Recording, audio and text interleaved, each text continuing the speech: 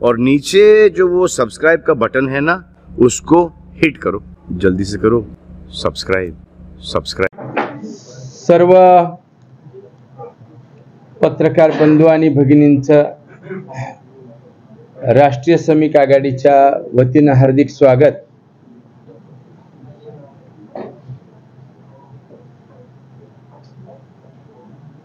आज अतिशय महत्त्वाच्या विषयावर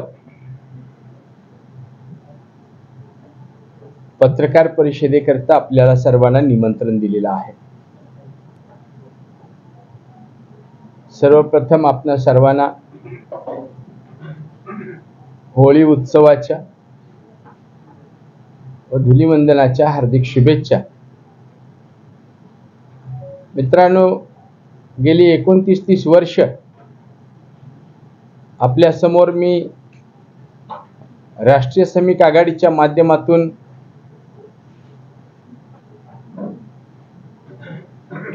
महाराष्ट्र राज्यात सर्वत्र कामगार हिताकरता काम करत आहे।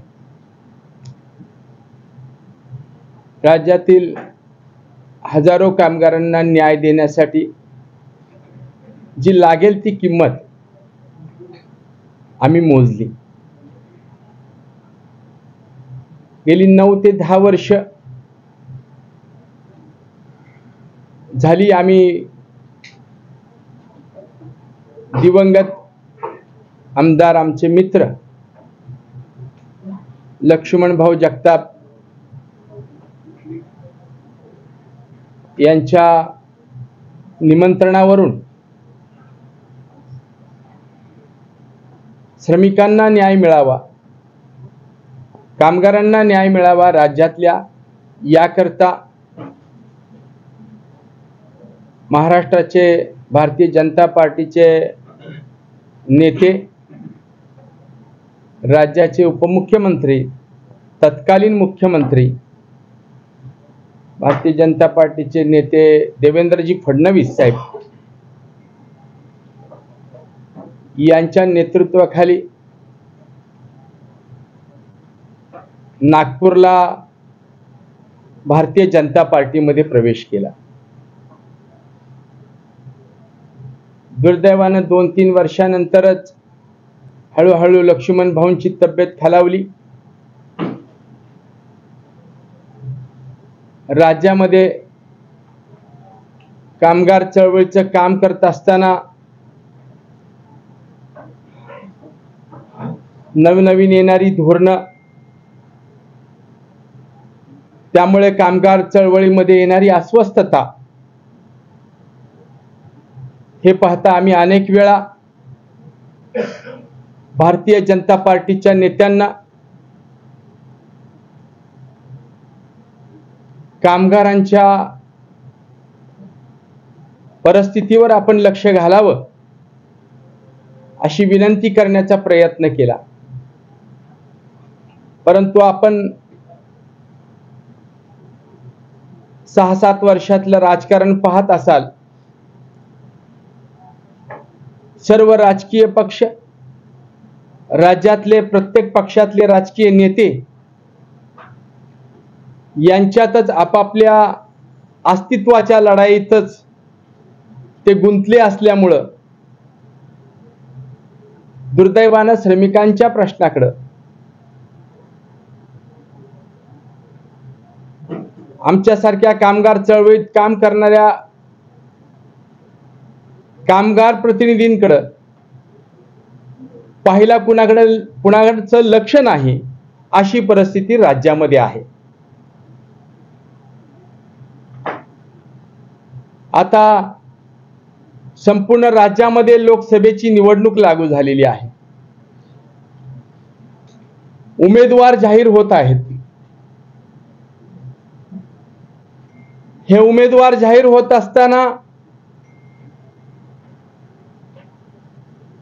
ज्या आमच्यासारख्या अनेक कामगार चळवळीतल्या नेत्यांनी हा विचार केला की या लोकसभेच्या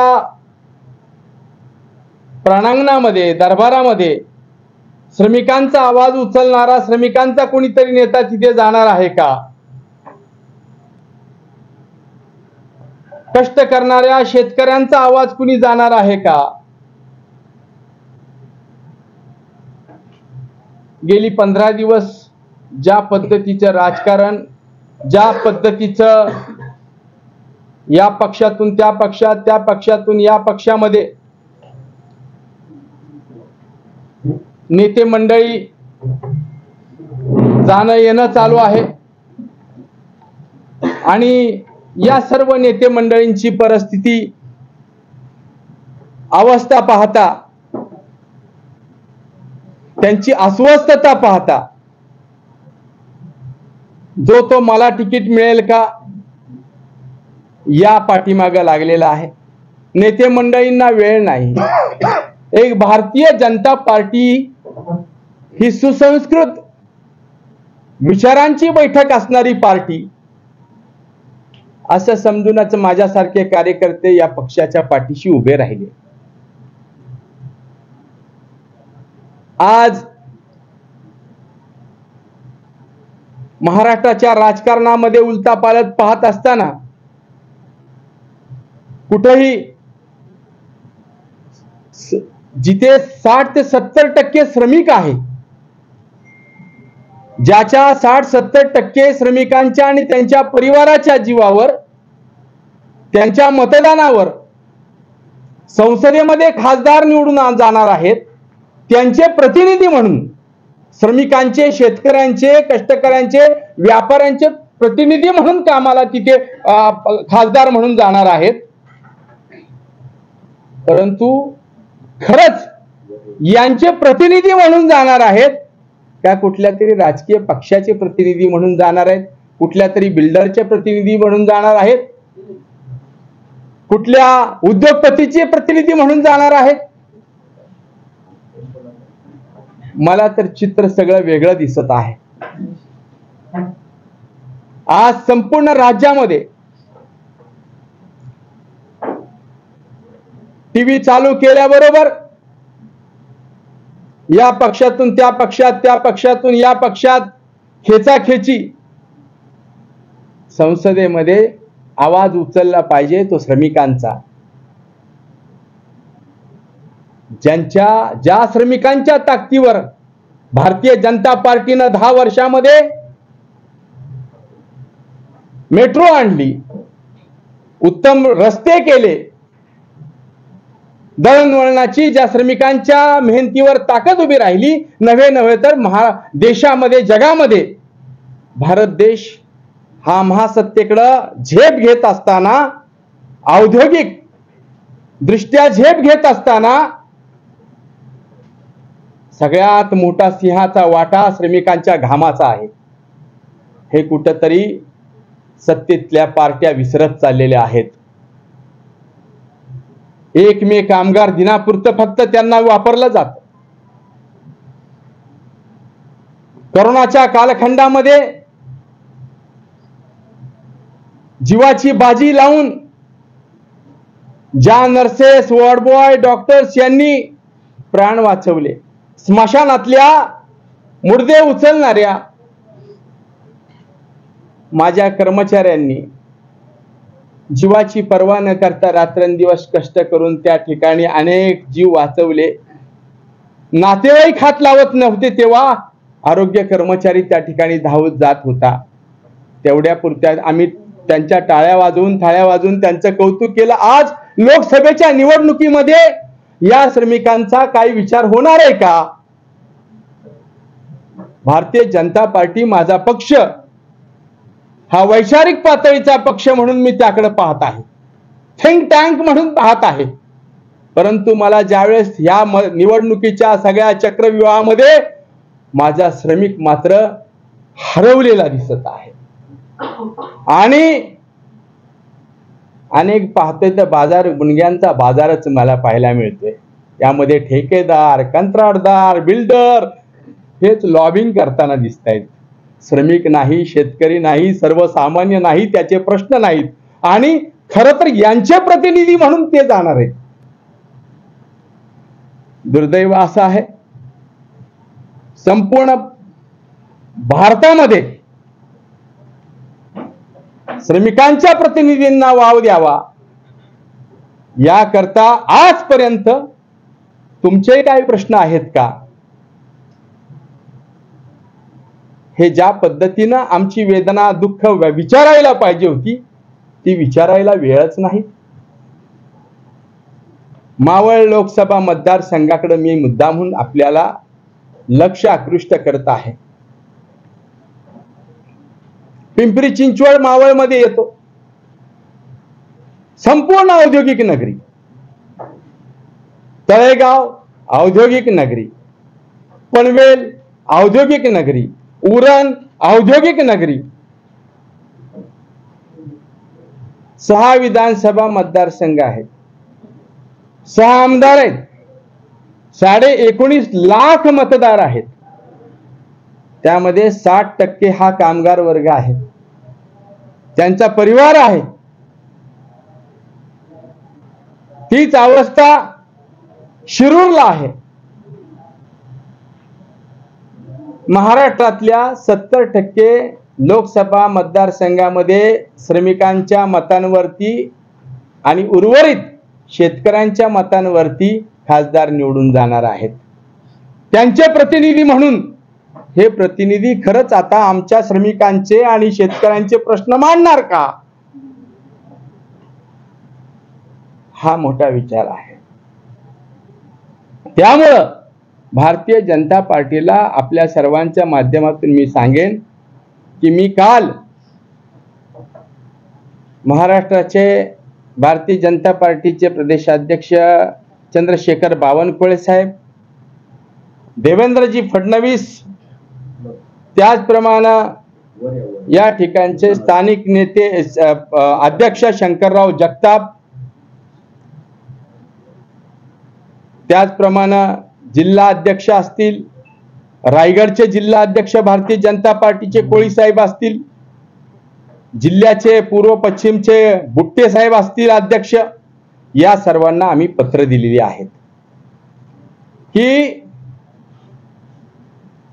महाराष्ट्रात संपूर्ण परिस्थिती पाहता श्रमिकांचा प्रतिनिधी कुठं नाही. गेली 30 वर्ष आम्ही चळवळीमध्ये काम करत आहोत. भारतीय जनता पार्टी 9 ते 10 वर्ष काम करत आहोत. भारतीय जनता पार्टीचा पक्षानं अनेक ठिकाणी ऍडजस्टमेंट केलेत मतदारसंघाचे. मावळचं सुद्धा आता त्या ठिकाणी ताबडतोब ऍडजस्टमेंट करावी आणि हा मतदारसंघ भाजपनं घ्यावा. आणि 30 वर्ष अविरत काम करतोय मी श्रमिकांचं, म्हणून हे तिकीट भाजपनं मला द्यावं कामगारांचा प्रतिनिधी म्हणून मी मागणी करत आहे. आज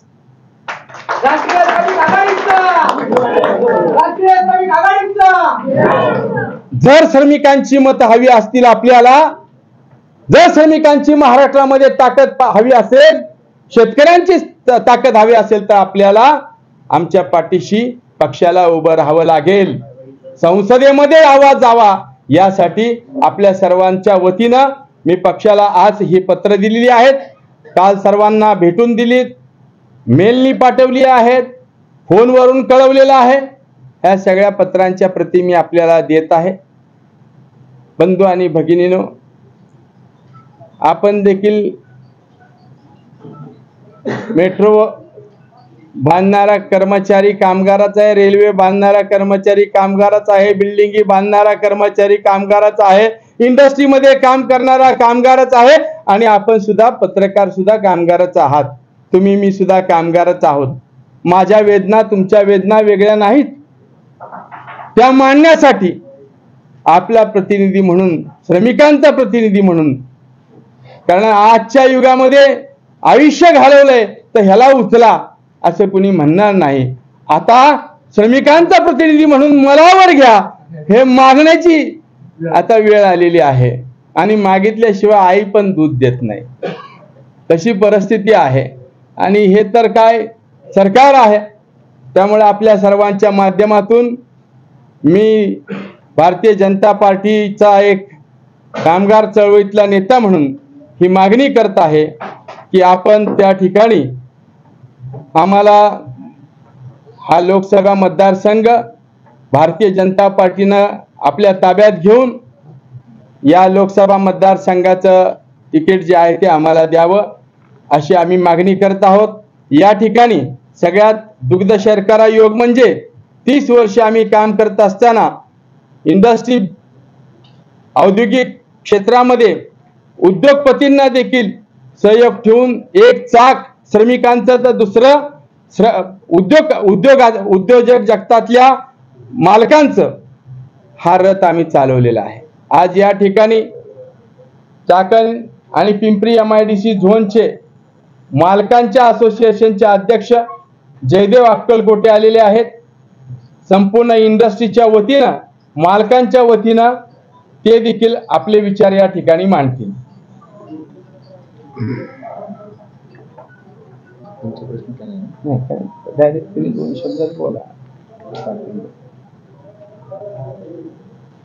सर्वप्रथम मी यशवंत भाऊ भोसलेंचे आभार मानतो की त्यांनी इथं आज मला संधी दिली की माझं मत मांडण्याकरता या आपल्या पत्रकार परिषदेमध्ये। तर सर्वात महत्त्वाचं म्हणजे भाऊ म्हणल्याप्रमाणे या आपल्या चिंचवड त्याचबरोबर मावळ हा जो सगळा पट्टा आहे ह्या ठिकाणी इंडस्ट्री फार मोठी आहे। जवळपास सांगतो 70% वरती जो मतदार आहे हा कामगार वर्ग आहे। आणि गेले 30 वर्ष मी स्वतः आमचे वडील आमचं पूर्ण कुटुंब भाऊंच्या बरोबर होतं आणि भाऊंची जडणघडण कशी झाली, भाऊंचं कार्य काय हे तुम्हाला आम्हाला हे आपल्याला अगदी खरं माहिती आहे की भाऊंचं कार्य काय आहे की कामगार क्षेत्राकरता भाऊंनी जे आपलं आयुष्य वेचलेलं आहे। तर आता ही खरी संधी आलेली आहे की मावळ मतदारसंघामध्ये गेले 10 वर्ष भारतीय जनता पार्टीचं काम भारतामध्ये चांगलं आहे आणि मात्र असा कुठला कामगार नेता की ज्याला खासदारकीचं तिकीट भेटले आणि त्याला वरती काम करायला संधी भेटलेली आहे असं मला वाटत नाही। तर ही अतिशय सुवर्ण संधी आलेली आहे आणि भारतीय जनता पार्टीचे जे काही सर्व नेते मंडळी आहे ज्यांच्या हातामध्ये हे उमेदवारी देण्याचं आहे तर मी त्यांना असे आवाहन करतो की आमची चाकण MIDC त्याचबरोबर भोसरी चिंचवड MIDC ह्या सर्वांचं मागणं असं आहे की या वेळेला यशवंत भाऊ भोसले यांना तिकीट देऊन यांनी दाखवून द्यावं की भारतीय जनता पार्टी फक्त उद्योजकांच्या पाठीशी नाहीये, श्रीमंत लोकांच्या पाठीशी नाहीये, तर ती कामगार वर्गाच्या की जो सर्वात मोठा टक्का कामगार वर्गाचा आहे त्या पाठीशी देखील आहे। जेणेकरून ह्याचा परिणाम मतदानामध्ये होईल आणि जास्तीत जास्त संख्येने भारतीय जनता पार्टीचे खासदार निवडून येऊन पुन्हा एकदा तिसऱ्यांदा सत्ता येऊ शकेल। धन्यवाद।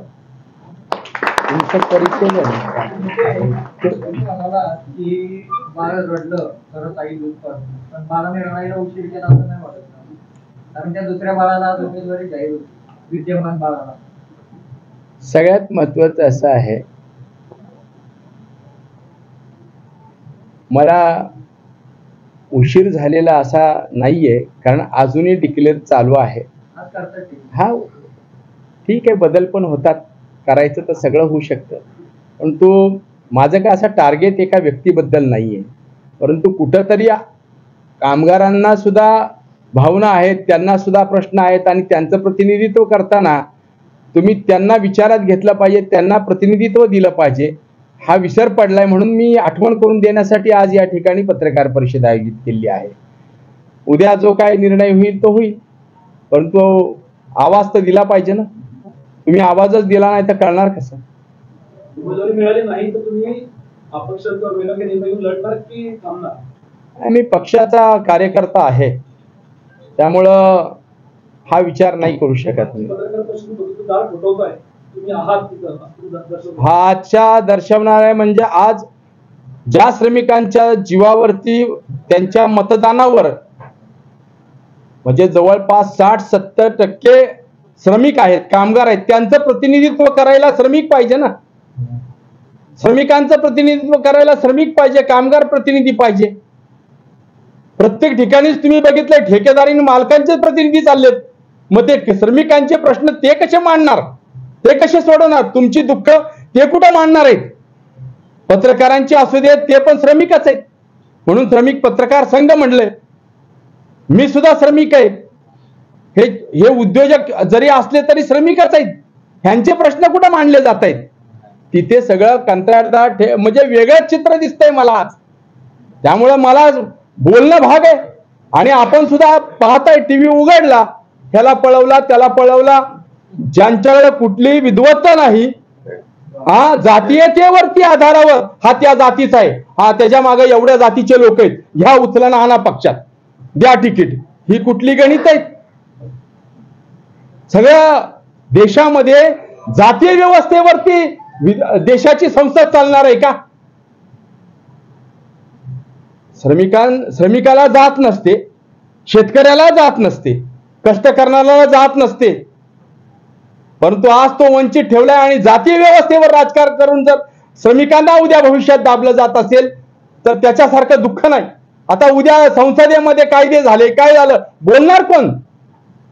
म्हणजे सगळ्यात जास्त ताकदवर या देशातला श्रमिक आहे, ज्यांनी महासत्ता मध्ये सहभाग घेतला आहे, देशाची महासत्ता घडवायला, आणि त्याला तुम्ही मागे ठेवलाय. त्याला विचारत पण घ्यायना. मतदानाला फक्त गाड्या भरून नेणार, 2000 रुपये देऊन दारू पाजून, एवढीच किंमत त्याची. त्यामुळं आम्ही प्रतिनिधित्व मागितलंय मावळातनं. जर भारतीय जनता पार्टी आमच्या पक्षाला श्रमिकांच्या बद्दल आदर असेल, त्यांची जर देशात मतं पाहिजे असतील, तर श्रमिकांना न्याय देऊन श्रमिकांच्याच नेत्यांना प्रतिनिधित्व दिले पाहिजे, अशी आमची मागणी राहील. आणि ठेकेदारांची वळवळ चालू आहे ना अवतीभोवती, डायरेक्ट वरती बसून, ते थोडं थांबवलं पाहिजे. त्यामुळे पक्षाची बदनामी होती, हे नेत्यांनी पण जाणून घेतलं पाहिजे. कुठंतरी वळवळ फक्त ठेकेदार, भांडवल आणि सर्वसामान्य तमाशा बघत बसणार आयुष्यभर. ज्यांच्या घामावरती आज मेट्रो चालू झाली, ज्यांच्या घामावरती महासत्ता देशाची सुरू झाली, त्यांना कोण, त्या श्रमिकाला कोण विचारणार आहे? हे दुर्दैव आहे. म्हणून हा आज आपल्या पत्रकार परिषदेचा घाट घातलेला आहे. आम्ही बोलणार कधी आणि कुठे बोलणार आहे? 9 वर्ष झाली आज. देवेंद्र फडणवीस असतील, सगळ्या नेत्यांना आम्ही दरवाजे ठोकून झाले. वेळ नाहीये, दुःख आहे ना. आम्ही जनतेसमोर जायचं काय, कमळ घेऊन? प्रतिनिधित्व दिलं पाहिजे. आत्ताही त्यांनी बातमी ऐकल्यानंतर मावळ लोकसभा मतदारसंघात बदल केला पाहिजे. भारतीय जनता पार्टीचं कमळ फुलवलं पाहिजे. ते कामगार चळवळीतला नेता म्हणून यशवंतभाऊ भोसलेलाच तिकीट दिलं पाहिजे, ही माझी मागणी राहील. मागणी नाही झाली तर भूमिका काय असेल? भूमिका महाराष्ट्रातला कामगार हा सज्ञ आहे, त्याला आवाज नाहीये. मतदानातून आवाज कळेल. कोण म्हणलं?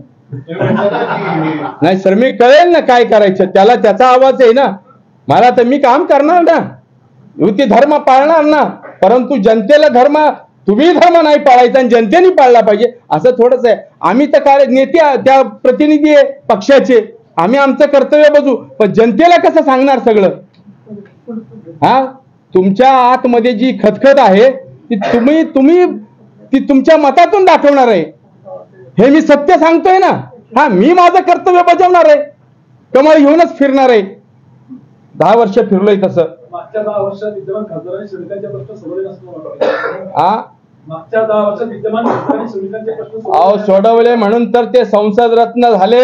आता कोहिनूर रत्न म्हणून आम्हाला पाठवा. आता ती संसद रत्न आता घेऊन टाका जरा पॅकेट मध्ये. आता कोहिनूर रत्न जाऊ द्या, किती तेच रत्न. हा, दुसरा बी पाहिजे ना कोहिनूर रत्न.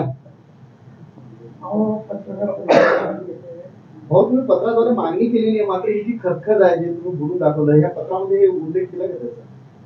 आता ही काही उल्लेखच करतोय ना, जाणार किती पर्यंत? तुम्ही किती डेंजर आहे, तुम्ही वाजवा.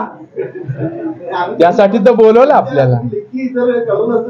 बऱ्याचदा कळवून झालंय, वाचायला वेळ पाहिजे ना. किती काम आहेत, 6 महिन्याला खुर्च्यांची टेन्शन्स आहेत. तुम्ही भूमिका ठाम घेतली, तुम्ही डबल दोन्ही बाजूने बोलताय. कुठली भूमिका? तुमच्या लढण्याची, तुम्ही लढणार नाही मला उमेदवारी दिली, भाजप आली तर जागा मला विचार नाही केला, तर काही ठोस निर्णय तुम्ही घेणार, तुम्ही बोलत नाही. दोन्ही बाजूने तुम्ही भाजपही बघताय, तुम्ही उमेदवारी बघताय आणि अंतिम टप्प्यात बघताय, जे की तिथे उमेदवारी आता घोषित होता. अजून घोषित नाही ना झालेली. झाली तर आपण बघूया, झाली तर आनंद आहे. पण आम्हाला आज त्या निमित्ताने अगोदर 10 वाजता त्यासाठीच घेतली ना, 12 12:30 पर्यंत काहीतरी निर्णय बदलल. जसं मावळ विधानसभेमध्ये भारतीय जनता पार्टीच्या सर्व पदाधिकाऱ्यांनी बैठक घेऊन सांगितलं, जर शिवसेनेला तिकीट सोडलं तर आम्ही मतदान नाही करणार, युती धर्म नाही पाळणार. तसं तुम्ही युती धर्म पण पाळणार म्हणताय आणि इकडं उमेदवारी पण मागताय, नक्की काय? हे बघा, माझं कर्तव्य आहे मागणं. नाही दिल्यानंतर पक्षाची एक शिस्त असते, अलायन्सची एक शिस्त असते, त्या शिस्तीच्या बाहेर आम्ही जाणार नाही. मागणं हा माझा धर्म आहे, तो मी मागणार. आणि शेवट पण मानणार. भांडणं हा सुद्धा, घरामध्ये भांडू शकतो, बोलू शकतो, पण आई वडिलाची नाती तोडू शकत नाही ना. हा धर्म आहे, तो मी पाळणार ना. तो तेव्हाचा निवडणुकीतला पाळणार. आज मागण्याचं माझं कर्तव्य आहे. त्या निमित्ताने तुमच्यापर्यंत माझे श्रमिकांचे जे काही मुद्दे आहेत ते मांडले तुमच्या समोर. आणि हे सुद्धा ज्यावेळेस लोकसभेच्या निवडणुका असतील तेव्हा मंचावरनं सुद्धा मांडणार. असं आहे, पण तरी द्या असंही म्हणणार. जसं तुम्ही म्हटलं की लोकसभेमध्ये कामगारांचा श्रमिकांचा प्रश्न मांडणारा नेता आहात, आताच्या घडीला तर पुढे दिसत नाही. नंतर तुम्ही मला जर तिकीटच नाही मिळालं, तुम्ही जर भूमिकाच नाही घेतली तर प्रश्न मांडणार कोण? आपला प्रश्न अतिशय उचित आहे. काळ आणि वेळ हे सर्व ठरवेल. ज्या त्यावेळेस ज्या त्या घटना झालेल्या दिसून येतील. फक्त वाट पहा.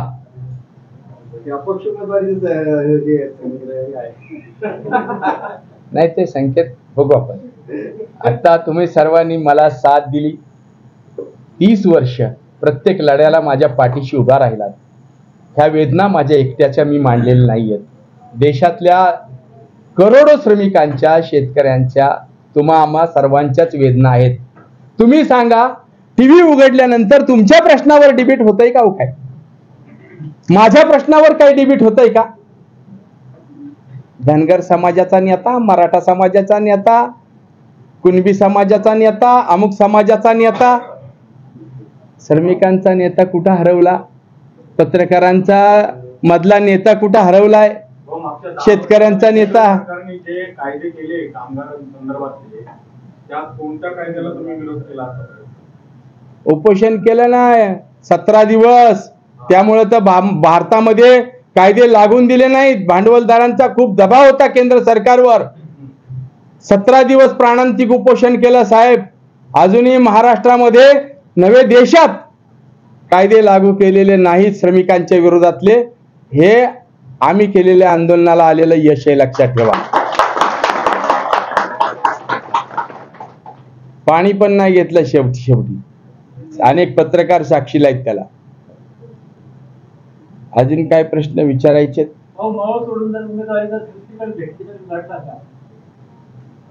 भारतीय जनता पार्टीनं मला देशात, भारतात कुठं उभं करावं? मी कुठूनही श्रमिकांचा नेता म्हणून निवडून येऊन दाखवू शकतो.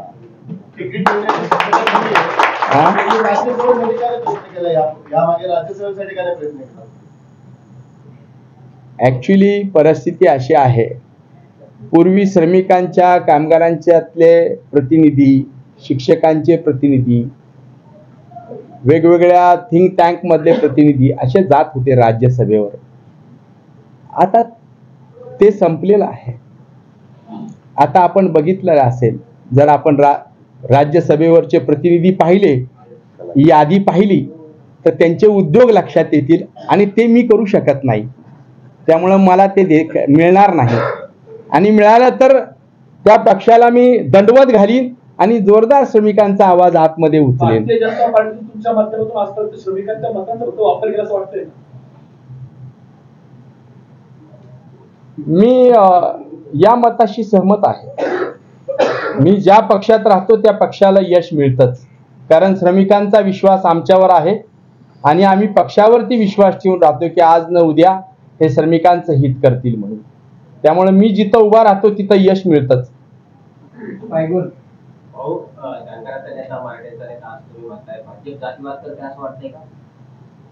देशच जातीयवादी झालेला आहे साहेब, खालून तळातून वरपर्यंत.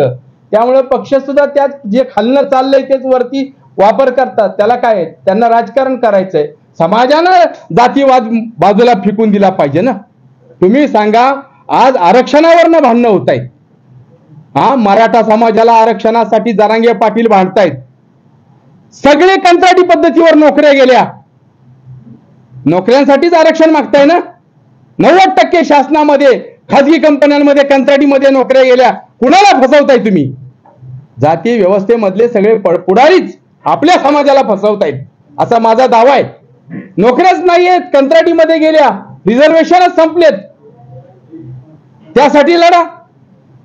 धनगर समाज असेल, ओबीसी समाज असेल, रामदास आठवले असतील, आंबेडकर साहेब असतील, जानकर साहेब असतील, जरांगे पाटील असतील, यांनी आपल्या समाजाची आरक्षणा नोकऱ्या कंत्राटीमध्ये गेल्या. विशेष कंत्राटदार कोण आहेत माहितीये का? यांचेच नेते आहेत, जे मसल पॉवरचे आहेत. ज्या त्या जाती व्यवस्थेतले मसल पॉवरचे नेते ठेकेदार झालेत. कुणी कुणाला बोलायचं? त्यामुळे नोकऱ्याच नाहीत तर हे रिझर्वेशन कुणासाठी? बाबासाहेबांनी संविधानामध्ये जे रिझर्वेशन दिलं ते रिझर्वेशन राहिलंय का? फक्त फसवणूक. आणि तुम्ही आम्ही सुद्धा तीच फसवणूक करून घेत आहोत. हे सगळं जाती व्यवस्थेवरती पेटवून द्यायचा समाज आणि पोळी भाजायची. अशी आज नॉमिनल ट्राईब झाला, एससी झाल्या, एनटी झाले, ओबीसी झाले, ओपन झाले, सगळ्यांचे आरक्षण संपलीत. आणि हे आज नाही झालेलं. गेली 25 वर्षात 1974-70 साली जो कायदा आला, कंत्राटी ॲबोलिशन अँड रेग्युलेशन ऍक्ट, तिथून सुरुवात झाली. ते आजपर्यंत तेच चालू आहे. आरक्षण संपलंय म्हणून समान नागरी कायदा आता लागू करावा असं वाटतंय का? समान नागरिक कायद्याकडेच पावलवाट चालू आहे. पुढचं पंचवार्षिक भारतीय जनता पार्टी आली सत्य तर मला वाटतंय समान नागरिक कायदाच करतील. आणि आता तीच गरज आहे. बाद झाले लाड सगळ्या, आता सगळ्या नाही, कारण काहीच नाही. आरक्षणाच्या नावाखाली जातीय व्यवस्था पेटवून द्यायच्या आणि मतं घ्यायची आणि राजकारण करायचं. त्या समाजाला फायदा होत नसेल तर समान नागरिक कायदा असू दे ना. मोदी निवडून आले तर निवडणुका होतील का देशात परत? मोदी परत निवडून आले तर देशात निवडणुका होतील का? मोदीच येणार आणि कोण येणार आहे?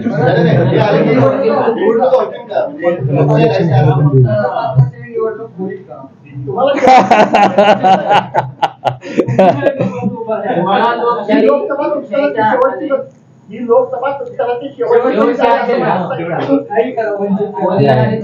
हा देश, हा संविधानानं, बाबासाहेबांच्या संविधानानं विणलेला देश आहे. हे एक निवडणुका होणार, कॉर्पोरेशनच्याही निवडणुका होतील, सगळ्याच होतील, सगळं होईल व्यवस्थित. असं काही नाही, हे तात्पुरतं आहे. सगळं होणार. लोकशाही शाबूत राहणार आहे, माझा विश्वास आहे. आणि जनता प्रचंड भारतातली पेटून उठली तर ती कुणाच्या बापाची नाहीये, लक्षात ठेवा. ती कुठल्या पक्षाची नाहीये. अस्तित्वाला धक्का लागला, देश पेटून उठेल. त्यामुळे ते नेत्यांनाही माहित आहे आणि असं काही भिण्याचं कारणही नाही. पेटून उठणारे जे श्रमिक आहेत ते म्हणतात की यशवंतभाऊ भोसले आमच्या बरोबर पाहिजेत, पण यशवंतभाऊ भोसले म्हणतात की मी युती धर्म पाळणार. म्हणतात की यशवंतभाऊ भोसलेंच्या मागे श्रमिकांनी उभं राहावं का? 100% श्रमिक माझ्या मागे उभाच आहे. उभा राहू का म्हणजे काय? आज 30 वर्षे बघा, खाली बघा. आज माझ्या बरोबर पनवेलला चला, उद्या पनवेलला मेळावा आहे, खोपोलीला आहे, तळेगावला आहे. फक्त तिकीट देऊ द्या, राऊंड मारला तरी लाखोच्या मतांना निवडून येऊ शकतो.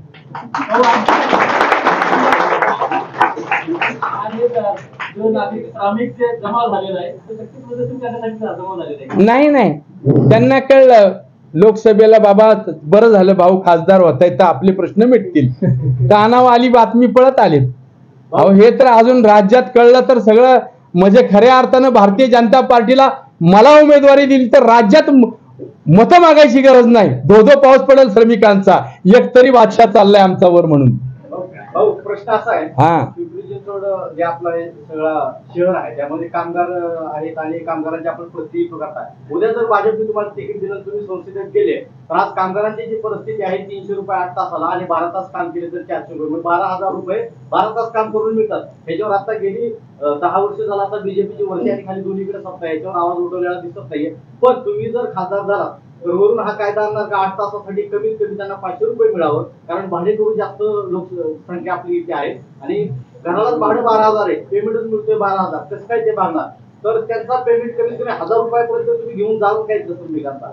आता 8 तासाला किमान वेतनच साहेब तेवढं आहेच 15,000 किमान वेतन आहे. ठेकेदार मधला ठेकेदार जो आहे तो देत नाही, तो जो दिला नाही जात त्याच्यावरती फौजदारी गुन्हा दाखल करावा आणि त्याला अटक करावी ही कायद्यामध्ये तरतूद आहे. परंतु ते आता फोर्सफुली फौजदारी पोलीस स्टेशनला गुन्हा दाखल झाला पाहिजे, यासाठी मी लढणार आहे की तो मालकाला त्या ठेकेदाराला अटकच झाली पाहिजे. तो नाहीये आपल्याकडे तरतूद, त्यामुळे पगार नाही दिला तरी चालतो तुम्ही म्हणता तसं, पण कायदा आहे तोच कायदा आहे. 8 तासाची ड्युटी आहे आणि मिनिमम वेजेस 15,000च आहे. आत्ताही कायदा वेगळा काही नाहीये, तो आहेच, पाळला जात नाही. अजून काय प्रश्न आहे का? मनापासून सर्वांचे धन्यवाद, आभारी आहे. आजचे बातमीपत्र येथेच संपले. पुन्हा भेटूया नवीन बातमीसहित. तोपर्यंत जय हिंद, जय महाराष्ट्र.